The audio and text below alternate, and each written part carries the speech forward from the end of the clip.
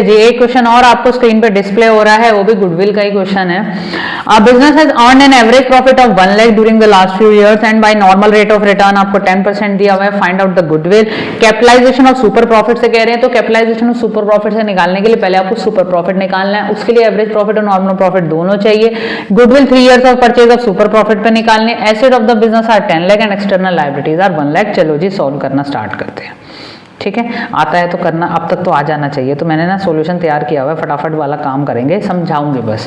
देखिए जी, super profit का formula क्या है? Actual profit minus normal profit. ठीक है, नॉर्मल प्रॉफिट के लिए हमें क्या चाहिए होता है? Capital employed. कैपिटल एम्प्लॉयड कैसे निकलती है? हमें चाहिए net assets minus external liability.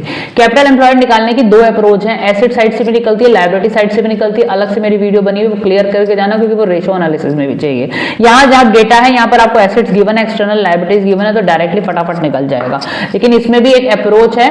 मैं ना यहाँ पे ऊपर कैपिटल एम्प्लॉयड की डिटेल की एक वीडियो ऊपर स्क्रीन आई बटन में शेयर कर दूंगी, आप करिएगा जरूर, क्योंकि वो जरूर आएगी, क्योंकि वो कई जगह रेशो एनालिसिस में चाहिए बल्कि।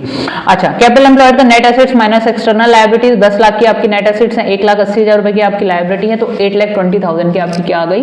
Capital employed. हमें रेट ऑफ रिटर्न कितना दिया हुआ है? 10%। उसका 10% कैलकुलेट करेंगे, 82,000 इज योर सुपर प्रॉफिट। ठीक है, sorry 82,000 is a normal profit. Super profit कैसे कैलकुलेट होता है? Average profit minus normal profit. तो 1 लाख माइनस 82,000 आ गया आपका 18,000।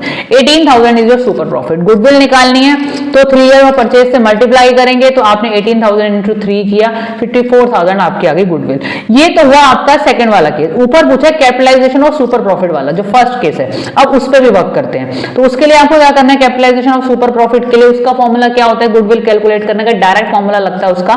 जो एवरेज प्रॉफिट वाला, इसमें 2 स्टेप्स हैं, या सिंगल स्टेप में काम हो जाता है। Super profit divided by normal rate of return into 100। Normal rate of return आपको गिवन है, सुपर प्रॉफिट आपका आया 54,000 divided by normal rate of return, that is 10% multiply by 100, multiply by 100। 100% value निकाली जाती है, कैपिटलाइजेशन कर रहे हैं हम। तो हमारा 5,40,000 गुडविल आई कैपिटलाइजेशन ऑफ सुपर प्रॉफिट से। अच्छा क्वेश्चन है, करने वाला क्वेश्चन है, करिए और बताइए।